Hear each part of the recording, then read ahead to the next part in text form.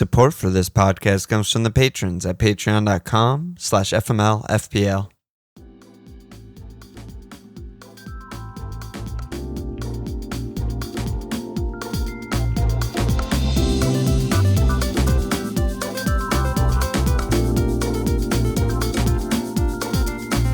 Okay, welcome to another FMLFPL Fireside Chat. I'm very happy to welcome on Neil Atkinson from the Anfield Wrap. Neil, how are you? I'm very, very good indeed, Alon. How are you doing? I'm doing great. Excited to have you on. So before we get into just, football and Liverpool and all that stuff, I just wanted to know a bit more about you and about the Anfield Wrap. I've been listening for about 10 years, but I'd imagine some of our listeners won't know what it is. So I'm curious, how did the Anfield Wrap start? How did it grow into what it's become today?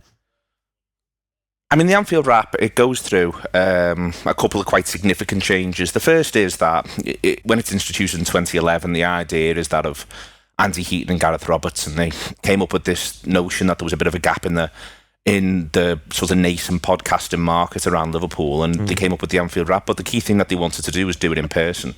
So they arranged to get studio space in where was it again? It was a studio, Wood Street Studios. I've sort of forgotten the name of it a little bit for a second here, which is really, really poor form of me because it was a great studio. And Rich, who was the producer, was the absolute business and sorted us out massively. And it was where it was where musicians recorded. But we recorded on a Monday morning because you're not in a rock and roll band in order to get up at 10 a.m. on a Monday in order to lay down your tracks. It's fair to say.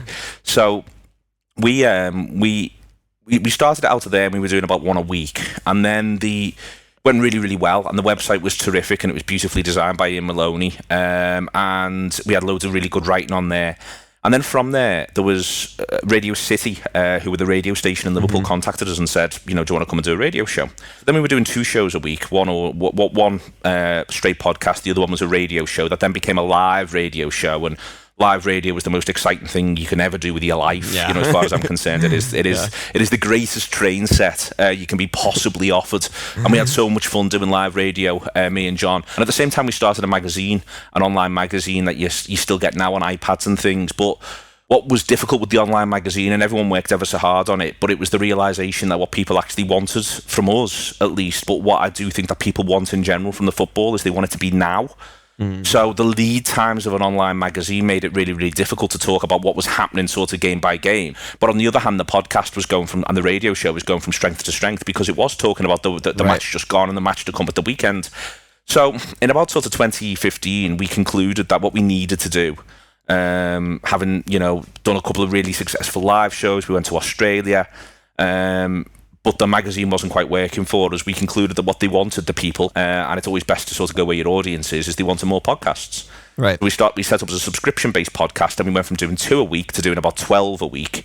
And then slowly but surely we've added video, and now we've got an app, and we do audio and video, and people can subscribe to both. We still do 2 free, and we still do free stuff on YouTube, Talking Reds and other bits and pieces, and we put our free show out on YouTube as well, so that's available for people. But ultimately, the product, the thing that sort of drives us into having a business, which has now got 14 employees, is that we effectively, people pay us £7 or £10 a month for audio or audio and video content, and I'd like to think what we do is bespoke and designed for Liverpool supporters all over the world. We do some really good broader Premier League offers as well, really good preview shows, like the Friday show is a show I'm really, really proud of, and talk to supporters of other clubs, and we have that every single week. But predominantly we do exist for Liverpool supporters, and I'd like to think that any Liverpool supporter anywhere in the world could find something in the Anfield Wrap that we do from the heart of the city.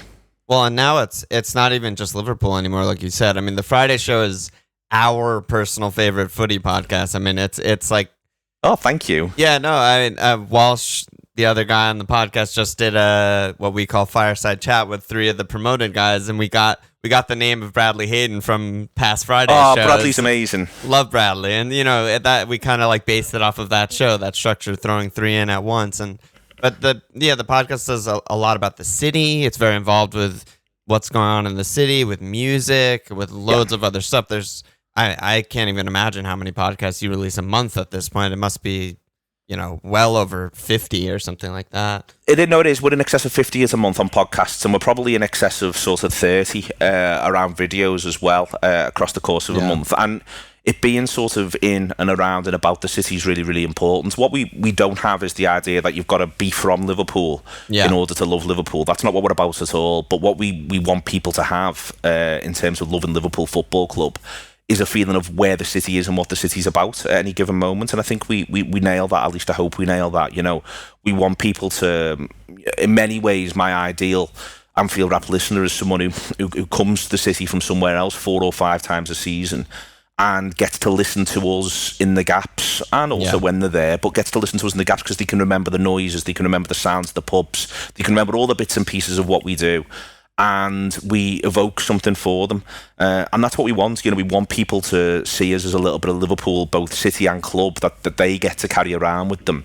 And I think that sense of belonging is, firstly, I think it's actually something that's sort of innate within the way in which the team and the club's evolved across the last sort of 10 years or so.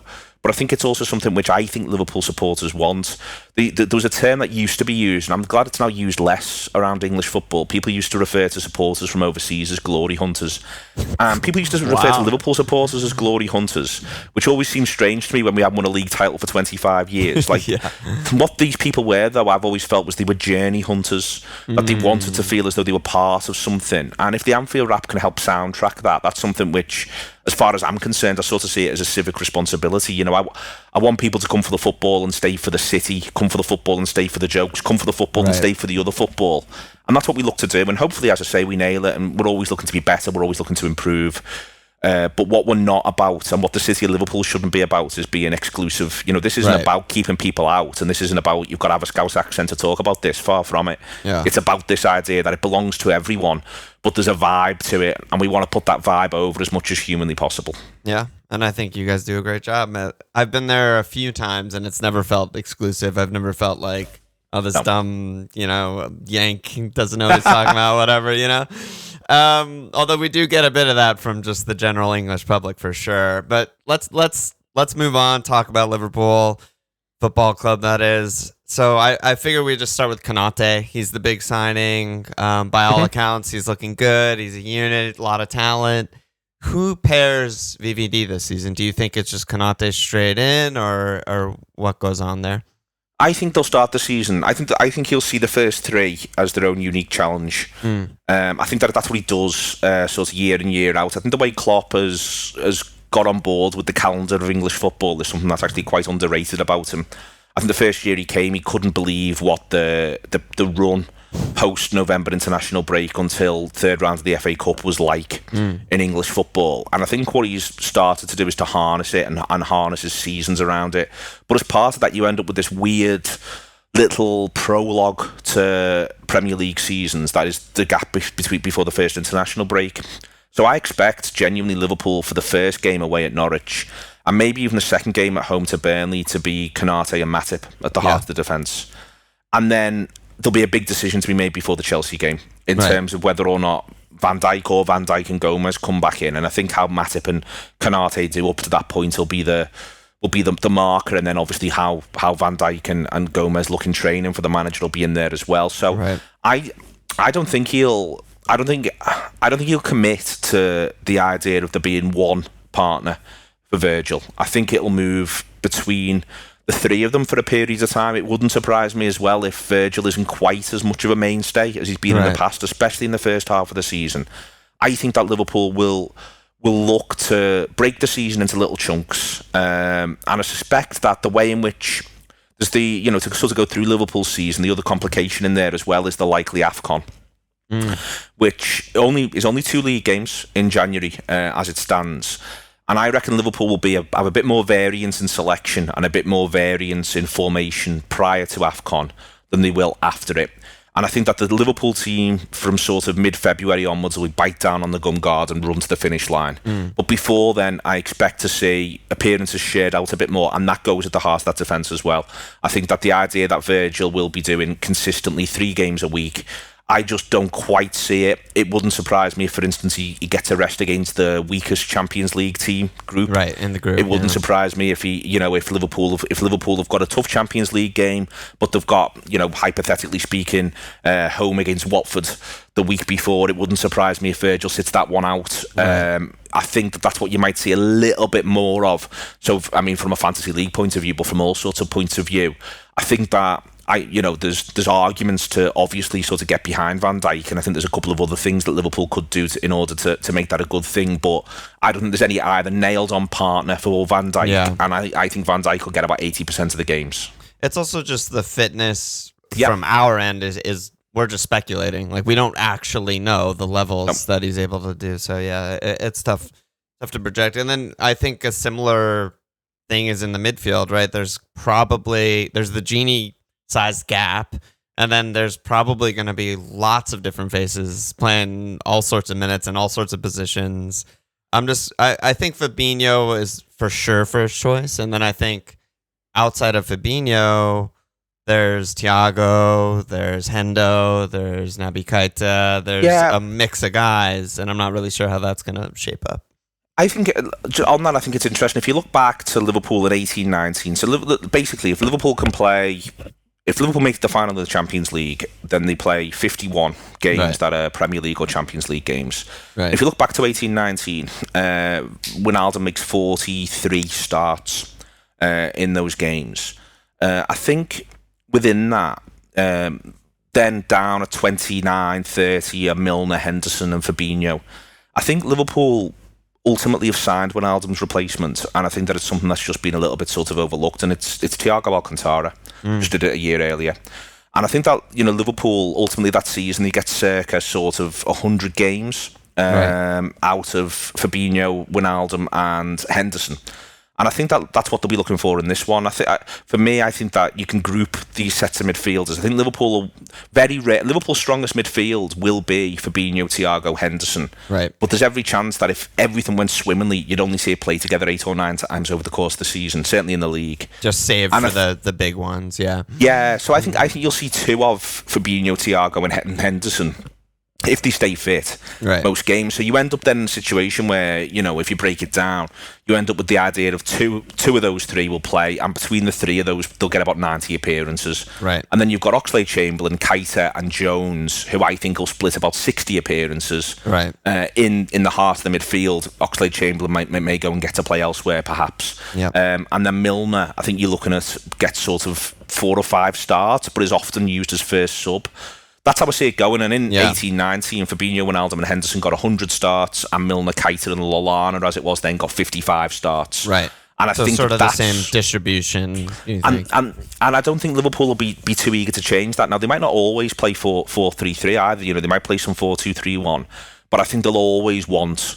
certainly for games, all away games and home games against the top 12 or so, I think they will always want 2 of Fabinho, Henderson and Thiago ideally on the pitch, and I think that's what the aim will be. But within that as well, there's still an argument to buy a new midfielder. The one thing I would say is I don't think, and I've been thinking a lot about this, I've just been away and contemplating sort of Liverpool's squad and how it needs to be built. For me, when we were first linked to Saul Niguez, I thought this guy would be perfect. He's a win now sort of player. But you end up ultimately saying if you brought Saul Niguez in and Fabinho, Henderson and Thiago actually have a relatively injury-free season, I don't know where the appearances come from. And you wouldn't want to play 3 of Fabinho, Henderson, Thiago and Saul Niguez every single game, because arguably it's a bit too defensive. So I think Liverpool should be looking for sort of a 22-year-old to add, because it's a bit of a gap in this Liverpool squad. They haven't got that many players full stop between the age of 22 and 25. Yeah. And I think that if they could find someone who was like a Diogo Jota but in the middle of the park, that's exactly what they should be looking for. And then if that player ends up being absolutely brilliant and he demands to be played every week, then that's a win. But if not, you can relax. Right. Yeah. No, I mean, that's a good point. Thiago, to me, is such a bizarre player because he's so nice to watch and he's so good on the ball and his vision's unprecedented. Like, he passes off the TV screen more than any other player in Liverpool, in the last, since I've started watching, basically. But he'll also he's dirty. Like, he'll leave a foot in. Like, I almost feel like if he was bigger, he would have been Busquets or something, and he's just, has this sort of I'm small, tricky guy thing about him. Yeah, I think for Liverpool, what's important is to get him 40 yards from goal. And I think that Liverpool need to get him 40 yards from goal on a regular basis. And how they do that, listen, there's different ways to go about it. But for me, I think in there, playing him next to Fabinho, and you got to see it in the last 10 games, it just got him further forward. It just got him so that he wasn't firefighting behind him so much. And it means that he's receiving the ball where he wants to receive it, even if at times that is a little bit deeper. But Liverpool, I think if they can get him 40 yards from goal, then that's where they'll see the best of him. Right. Yeah, I agree with that. Let's move to Jota. You brought him up. So I'm curious, he kind of had the big injury last season at the worst time. I mean, the whole club was injured, but I'm curious what you think his role is this season. Like how many starts do you think he has in him in the league and Champions League, and where across the front three do you think he plays the majority of his minutes? I mean, Mane had the nightmare season last season in terms of finishing, and Bobby maybe is on a bit of a decline, or he just had two, kind of off years. And Jota is just, I don't know, he's waiting, he's ready. Yeah, I think he'll get used in lieu of Firmino first and foremost. Yeah. But I struggle to I think Liverpool are in a situation with Firmino where I'm almost at the point where I'd be surprised if it wasn't his last season. And that's not as a negative. What I mean is I think Liverpool will be really eager that he goes out on a high. Not least because it'll also help them if they do actually want to sell him. Right. If they can get a lot out of him. And I also feel like Liverpool, they had a bit of a decision to make this summer with reference to how they attack. And I feel like I think you either play the way Liverpool play because you have Roberto Firmino in your squad, or you change the way you play because you're in a post-Firmino situation. So I feel Firmino will be arguably maybe a little bit more involved than things currently feel. That might not be the case, as I said before, about this idea that Klopp will see these first three games as a very specific challenge. Yeah, and then he might use Oxlade-Chamberlain and Brazilians coming back late. That's what I was going to say. The Brazilians just got back, I think, like 2 days ago or something. So yeah, you might see that they're still sort of doing a lot of preparatory work and all of that. But from then, I think people will see a little bit more Firmino than they'd expect. And I think for the first sort of Klopp's got this challenge, I think, for the first portion of the season, and it runs into the African Cup of Nations thing. And I also expect Liverpool to look to upgrade Shaqiri between now and when the window closes. I'm not sure who that is, but I think that's what they might look to do. And I think you will see Liverpool do a little bit more of 4-2-3-1. There was, in the sort of diary of the Euros thing that Pep Linders wrote for The Athletic, he had this line that you try, I think it was something about you try not to coach in the silence. And his point was, as he went on to explain it, when things are working, you don't change it. Liverpool under Klopp have been seen as a really 4-3-3 specific team, and from sort of the January of 2019 in the 18-19 season right the way through until they get confirmed as champions, they pretty much just play 4-3-3 until the pandemic comes. They just play 4-3-3 every single game.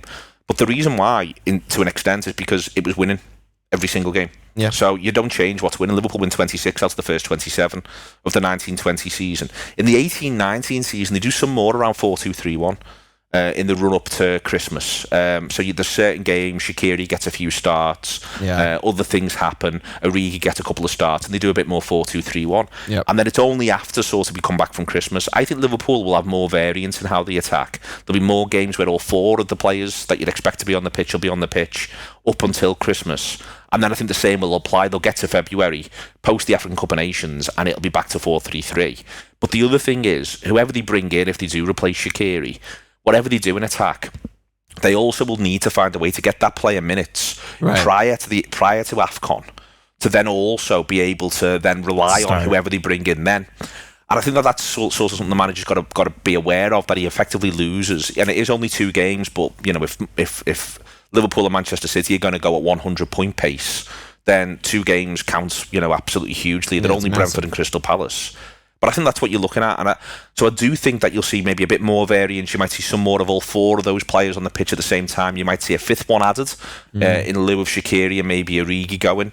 It wouldn't surprise me to see that. And maybe for me, the smart money, if you want to sort of imagine how Klopp will manage this squad, is to look back at his behaviours from 2018 more than look back at his behaviours from the start of the 2019 season.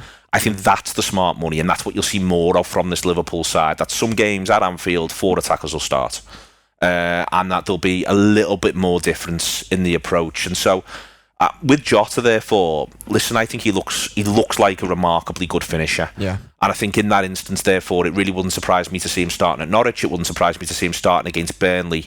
I think it might be quite different then for Chelsea, where it may well be, listen, this is going to be 90 minutes of sheer hell against the European champions. Right. I'd rather have the option of bringing this lad on from 60. Right.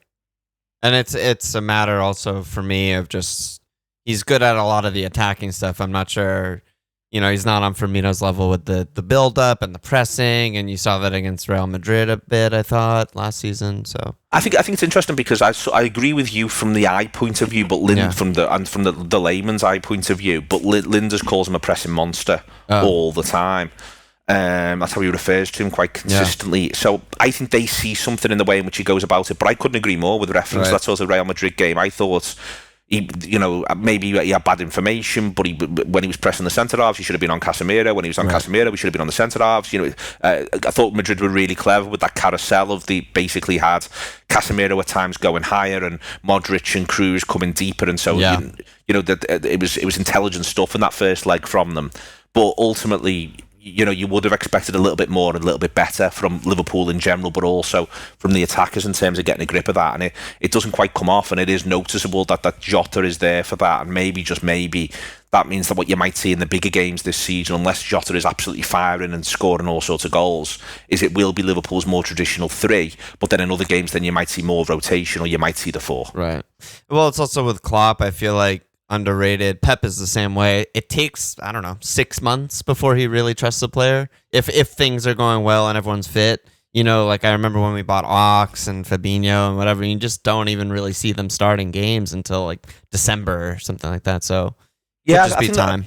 I think that's the case. I think also for both Klopp and Guardiola, that Guardiola tactically is either sort of called in general a genius, or he's criticised for game-by-game decisions that he makes. Klopp in general, people rarely talk about as sort of tactical mastery, because they do a lot of the work that they do is on the training ground. It's not game-by-game, it's not a genius substitution, but what they're doing is they're laying down principles and education all the time to all of the players. And I think that both of them are actually at times in that sort of sphere damned a little bit by faint praise. I think Hasenhüttl has the same thing at Southampton. You end up just simply being called a motivator. The flip side of that as well is that at times where Guardiola does get a lot of praise for his tactical mastery and his genius, you miss the fact that he's able to put on the pitch a very highly motivated Manchester City side. He doesn't get praise for that. It's as though we've decided all these managers can only have one thing, whereas the truth of the matter is that most of them have all the skills in their armoury, and Klopp is no different. And if there's a game that, for instance, he feels needs 4 attackers, or if there's a game where even if Jota is fit and firing, Firmino's the better option, he'll make the big call, because that's what he's been doing.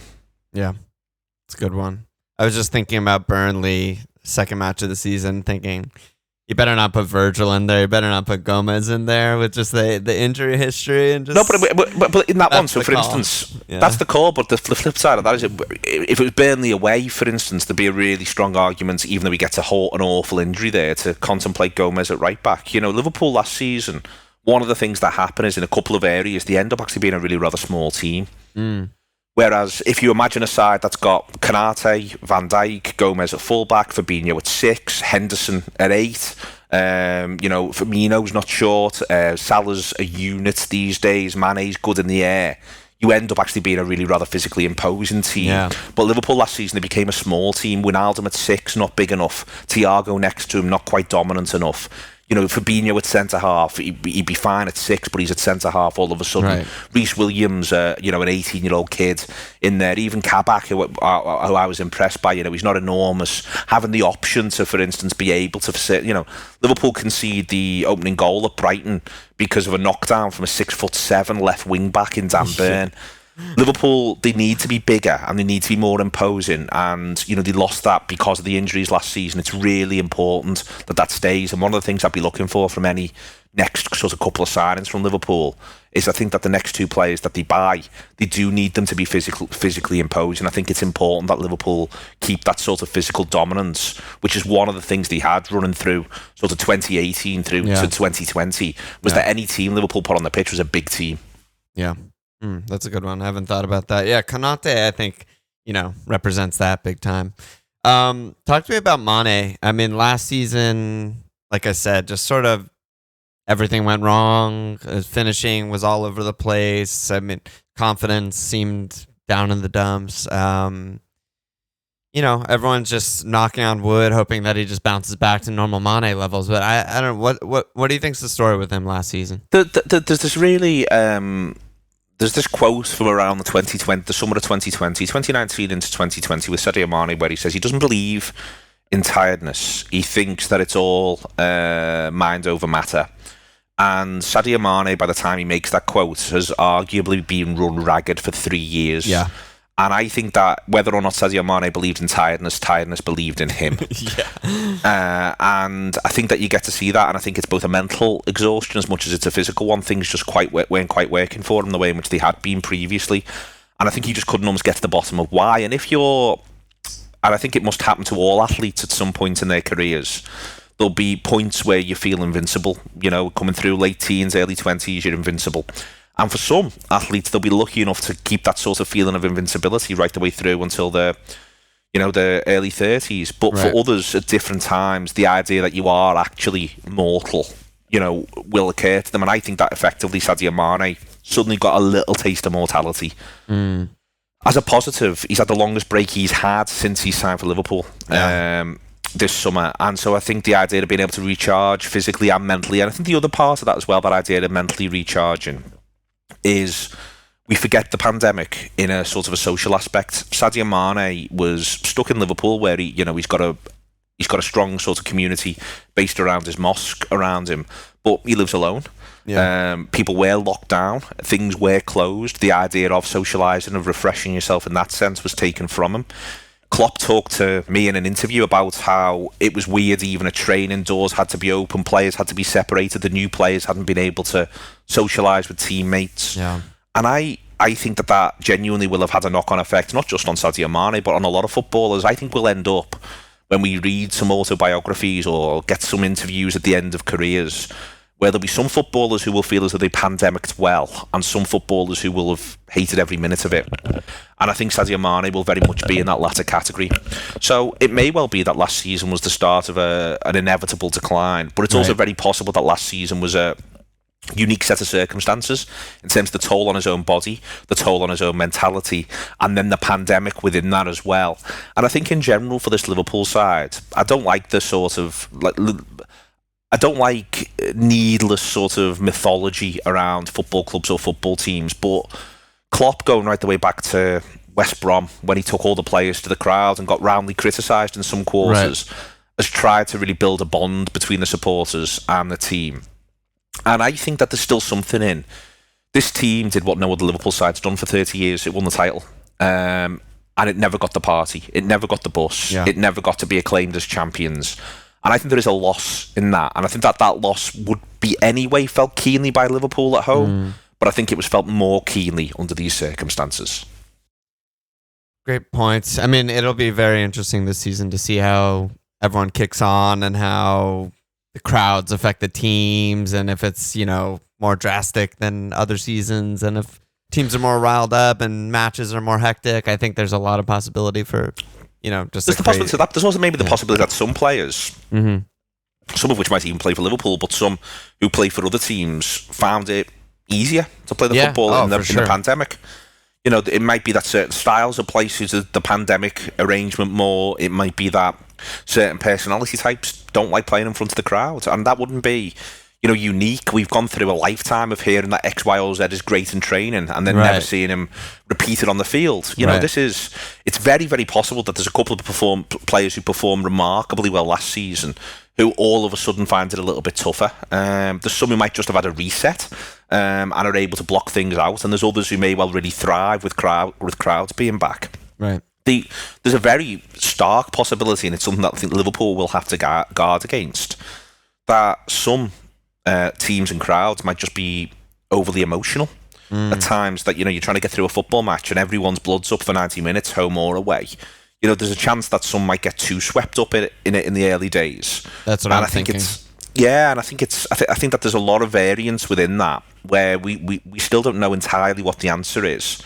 And I think that it'll take a bit of maturity in a number of ways, but being able to ride a wave, I think, is significant. And from the Liverpool point of view, the fixtures, whilst they're really tough for Liverpool around Christmas, and they really are, I think it's Leeds, Leicester and Chelsea, or maybe Tottenham in there, but it's a really not a nice little Christmas run that Liverpool have got. The flip side is, second home game in the league, Chelsea, fourth home game in the league, Manchester City. And if that's to full Anfield, then that is, these will be real occasions that will, Anfield for big games anyway, 5:30 kickoffs, 4:30 kickoffs can really be a noisy, intimidating place, but you can double that or treble that.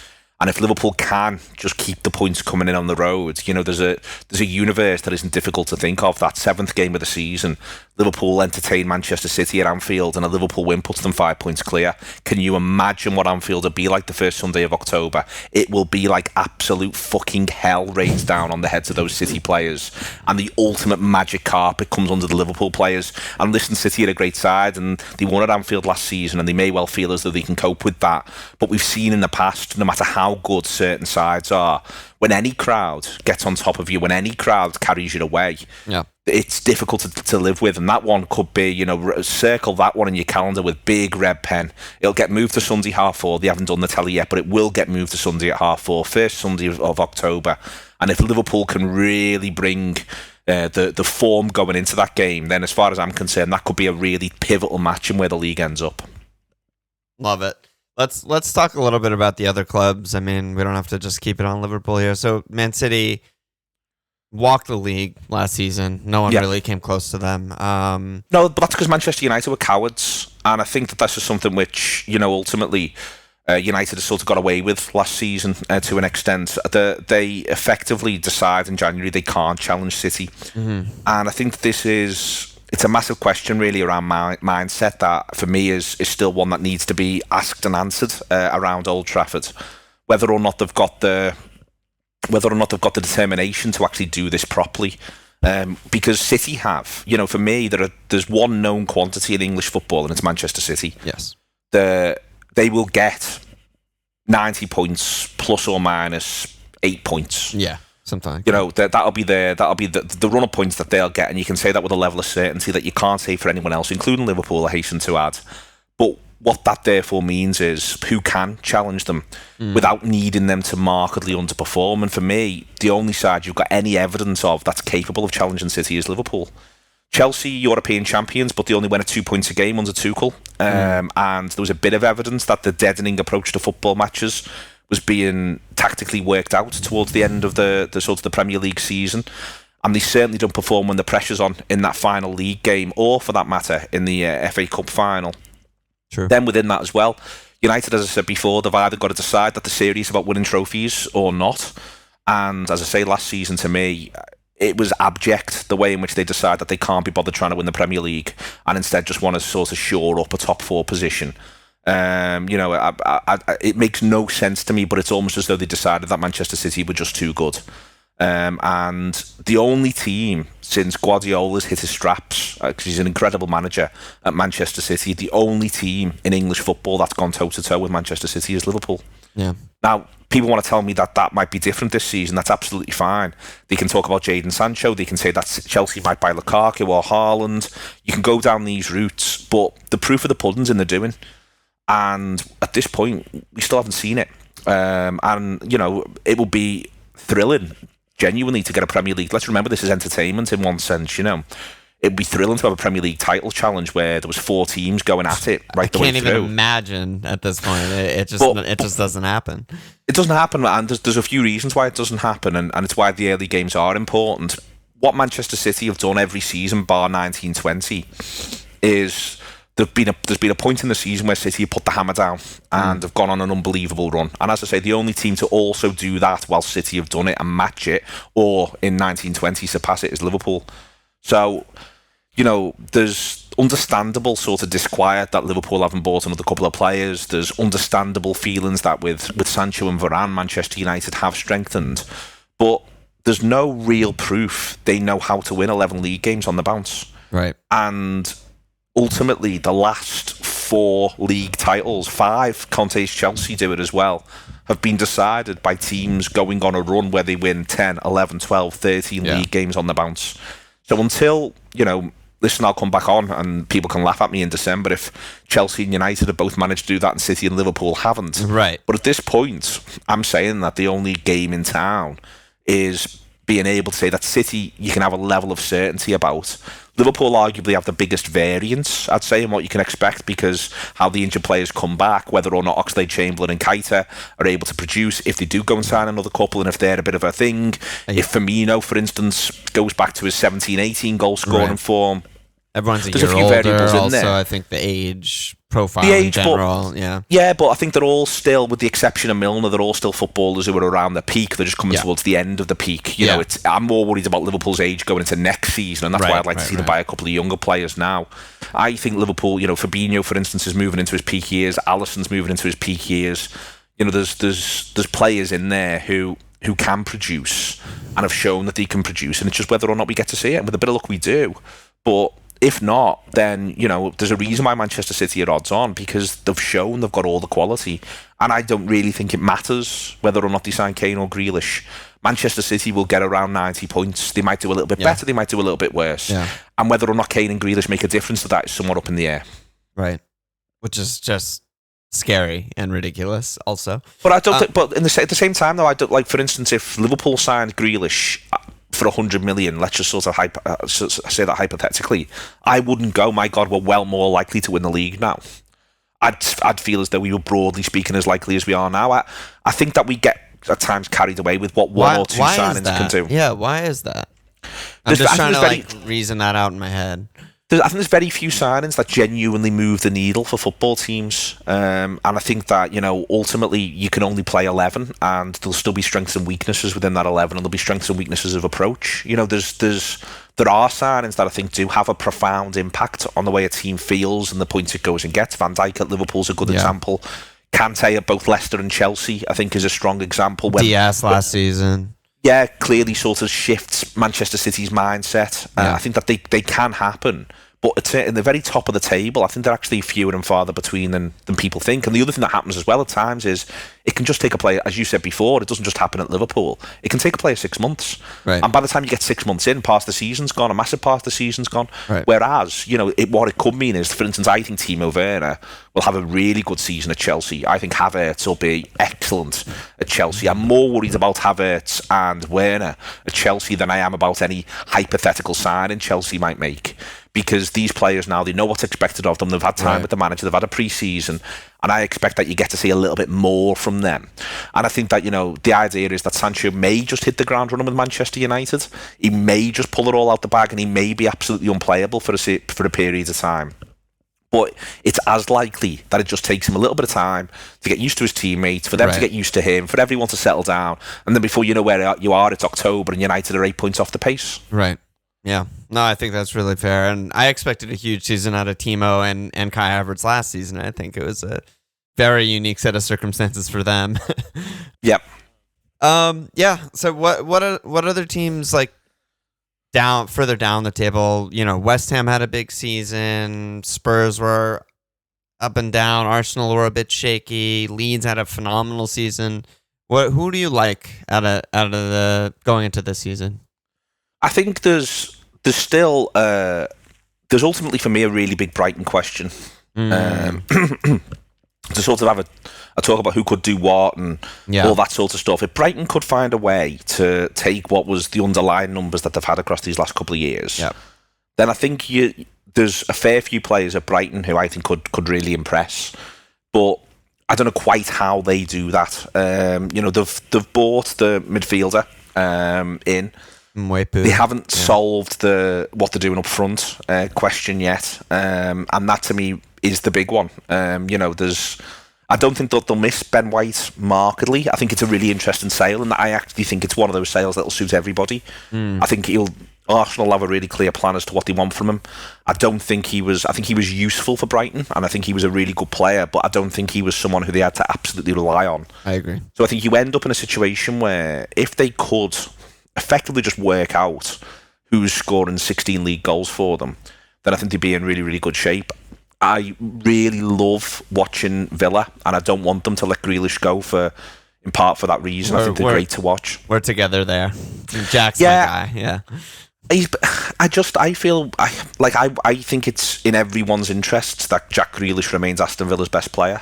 I think he'd be far better being the biggest fish at Aston Villa than he would be, moving on and having to compromise elsewhere.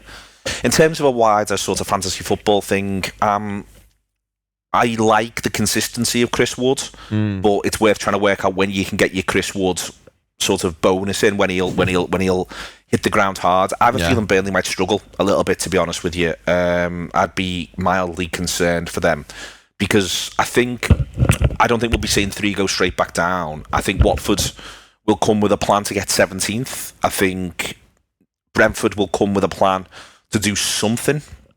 I'm not quite sure what that something is. Yeah. But I think they'll have a set of circumstances in mind there. I think that Burnley may well, if they don't look to strengthen, I think this may well be the season where, if you want to talk about sides being past the peak, there's an age there where I think it may just be one season too many. Right. And I think ultimately, I like the manager and I like a lot of the players, Southampton have a really, really poor second half of the season, and I'd be mildly concerned for them as well. The ones I'm intrigued by sort of seeing is what happens with Wolves. In terms of Jimenez return, the new manager, is there something there? I think that they could do a little bit better than would be supposed. And there's a couple of other X factors in there as well. I think Crystal Palace and Everton in different sort of halves of the table. You don't quite know what you're going to get there. Managerial changes that are maybe a little bit controversial, certainly very controversial for Everton. But I think with Everton you might get a little bit more consistency, and you might get a little bit more sort of consistency in terms of performance around the opposition penalty area than you've had. I think it's all set up quite nicely. The one thing I would say is I just can't look past the top 4 not being the same as last season's. Yeah, and I think that's it's hard. It's hard to imagine, especially with the additional matches that, for West Ham, etc. And Leicester within that as well. Yeah. I can see a couple of sides flirting with being there or thereabouts, but Liverpool last season, they end up playing their 6th and 8th choice centre halves, and they still come 3rd.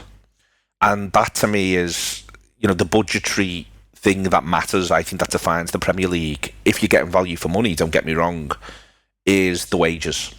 And the 4 sides that have, for the last 3 seasons, paid out the biggest wage budgets, with one exception in 18-19, Manchester United, they've finished in the 4 Champions League places 11 out of 12.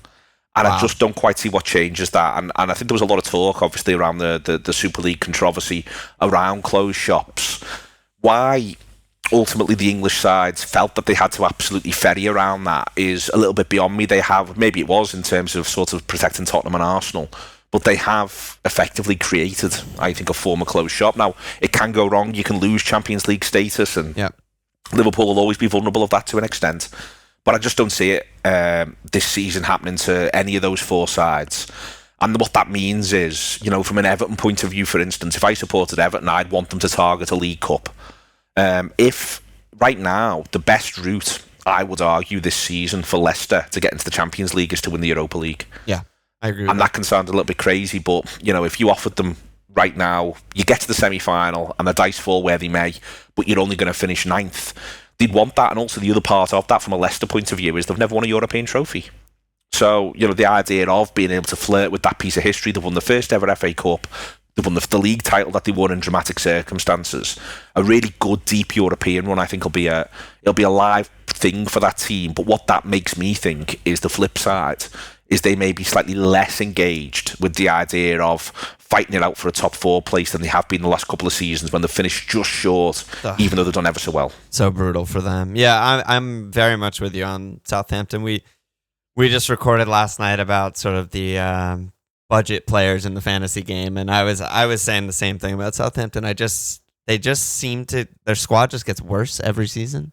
And back in the day, they used to replenish better than everyone. They were sort of what Leicester are now, I guess, and that I don't know what happened. It's just gone. They must have changed something at the top, so that's gone. But yeah, Burnley, interesting one as well.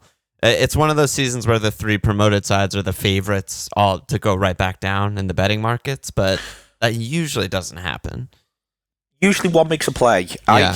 I would feel like, ultimately, I don't think when they went down, and yes, they've changed a little bit since then, but I don't feel as though Watford should have gone down. And I feel as though with the sort of the sleight of hand of the Pozzo family, that the Watford squad might have a couple of little sleepers in. It might be a little bit stronger than we all think. There might be a couple of players in there. I think Ismail Assar, in terms of all the teams that have been promoted, is the strongest footballer by a distance. Yep. Out of the 3 of them, he's I think Emi Buendia is a good signing for Villa, don't get me wrong, but I think Ismail Assar is something really rather potentially remarkable as a footballer.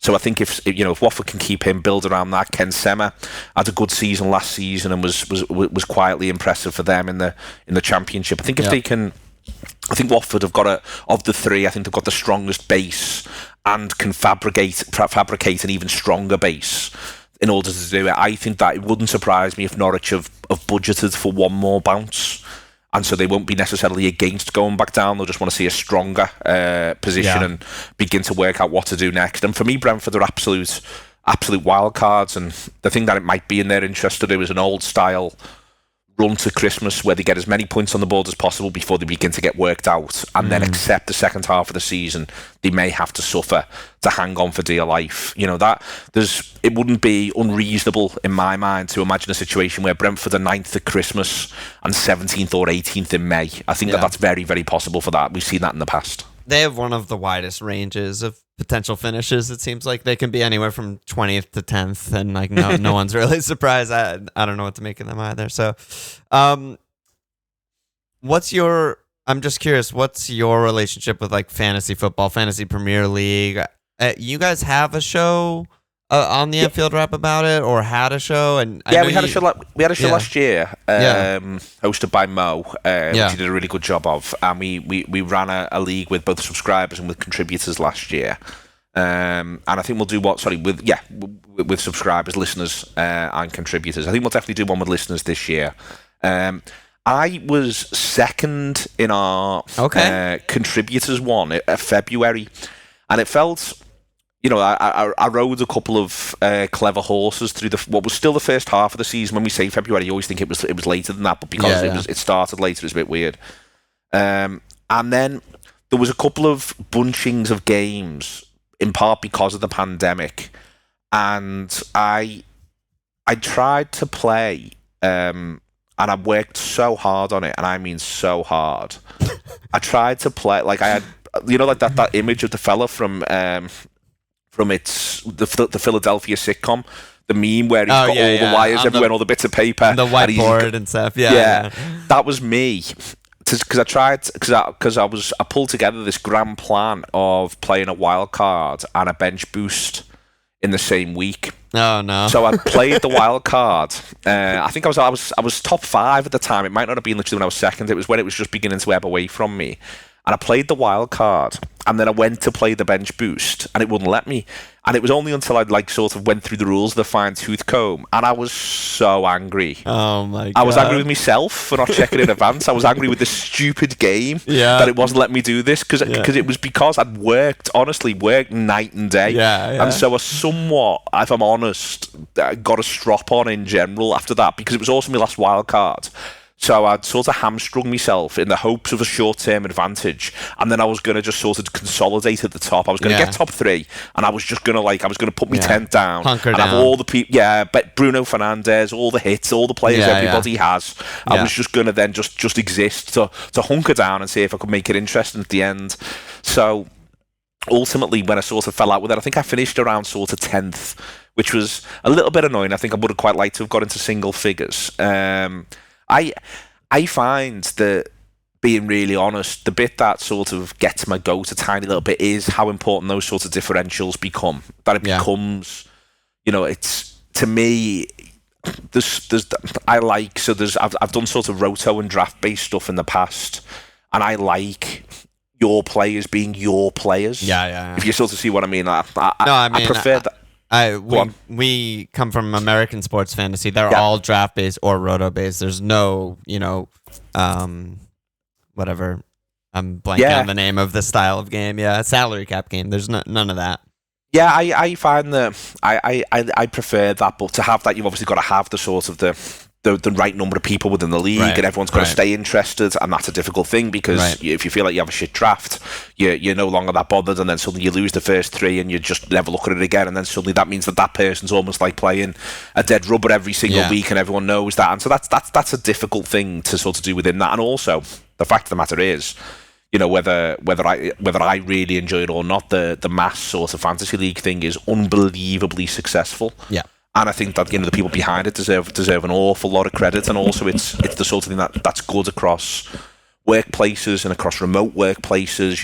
It keeps people sort of interested and engaged, and I think that's a good thing. And also, it's got a really low bar for entry, and I don't mean that insultingly. I think that more things that are, I'm a long way from the world's biggest England fan.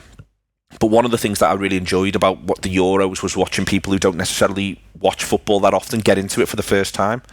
I always think that's a great journey, and I always feel a bit regretful, really, that I'm not sort of committed to international football, that I don't feel as though I can go and take part in it and share that. But one of the things that I think fantasy football does is it gives a real sort of, in workplaces, a real leveller for everyone to be able to sort of get involved and play. And I think that's what the sort of the FPL thing really offers. Yeah. And then that's a really good thing within football. I think it's really good that, the game does belong to everyone. It doesn't just belong to nerds like myself. And people who really like football don't like being referred to as nerds, but there's lots of things about us that are hugely nerdish, and we've got to remember that and stay humble around it. I think that it's important that we are able to sort of share it with as many people as possible, and I think fantasy football does allow that to happen, so it's mostly a social good. Yeah, I mean, anyone that listens to our podcast is clearly a fucking nerd. We're a fantasy podcast, so happily wear that badge for sure. I named a recent episode, Fantasy is an excellent servant but a terrible master. It can get dark when you're podcasting every week and having the worst season you've ever had and have to keep up with Mo hosting our thing last year. He was bottom 10 for the first third of the season, and I think he was on the verge of a breakdown. Yeah, I had the worst season of my career last season, and it was just, and just the season itself, the pandemic, the amount of games, the lack of days off, it was just like relentless podcasting and fantasy, and it was just like disaster. So hopefully I get a bit of a better start this year. Are you going to play this year? Yeah, I'll get involved in something somewhere, because I think it's good to have and good to know. So yeah, we'll sort something out, cool. And we'll be sorting it out for our listeners as well. There'll definitely be something for them somewhere. So yeah, that is lined up, and I'll just throw myself in their league, and if 10,000 of them sign up and I can just find my way into the top 1,000, I'll take that before the ball's kicked. I'll have to sign up. I'll get in there as well. I think that's probably a good place to finish up. I just wanted to say thanks so much for coming on. We've been That's a pleasure. Sort of like plotting you as a potential guest since we started our podcast. We've been longtime listeners. Actually saw you live in New York in 2014. So really, that was an experience, wasn't it? Yeah. Long time ago. It's not like a recorded podcast. It's fair to say. Very different. It is very, very different. Yeah, an Anfield Wrap live show is not like a recorded podcast. There's a reason why we don't record them. Yes, exactly. And just wanted to give you the opportunity to just, where can people read your work, hear you speak, follow you on social media, all that shit? Yeah, I mean, personally, on the Twitter, I'm at Knox_Harrington. All of the social platforms that I use, I sort of just use personally, but Twitter is for work as well. Work very much in inverted commas there. At the Anfield Wrap as well on all of those platforms. The Anfield Wrap has an app if you want to get involved in that, and you can get some of the premium content with some tokens that are on there. And the website is theanfieldwrap.com. Lots of writing about football as well as the audio and the video. And I also think that our social stuff's a lot of fun. So just if people want to get involved any way that they like, and there's a bit of an argument, in terms of the fantasy stuff. We review and preview every set of Premier League games. You mentioned the Friday show before there. We'll be doing that right the way through this season. It's a pleasure to do, but what we actually get on is 3, sometimes 4 or even 5 people who support other teams. And if you listen very, very closely, you will find me occasionally pump them for info with reference to Roto Fantasy that you can apply for FPL, where every now and again I'll say something like, so after Decore feels like he's about to have a really good season, and someone might go, oh yeah, he's about to just bloom into life. That's the sort of thing that you'll hear if you listen between the lines. Love it. Thanks so much. Thank you.